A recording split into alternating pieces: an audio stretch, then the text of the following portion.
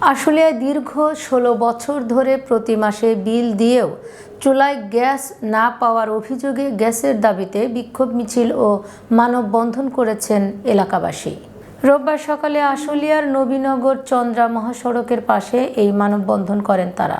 পরে একটি বিক্ষোভ মিছিল নিয়ে Titas gas transmission and distribution শাখা অফিসের সামনে গিয়ে সমবেত হন। এ সময় রমজানের আগে গ্যাসের ব্যবস্থা না করা হলে তিতাস অফিস ঘেরাও সহ কঠোর আন্দোলনের হুঁশিয়ারি দেন তারা। ধামসোনাই ইউনিয়ন স্বেচ্ছাসেবক দলের সভাপতি মোহাম্মদ বাবুল হোসেনের নেতৃত্বে মোহাম্মদ কফিল মণ্ডল, মোহাম্মদ শওকত শিকদার, আবু রাসেল, মোহাম্মদ শামসুল আলম, মোহাম্মদ আলম হোসেন ও মোহাম্মদ পাখি সহ কয়েকশো বাড়িওয়ালা এই মানববন্ধনে অংশগ্রহণ করেন।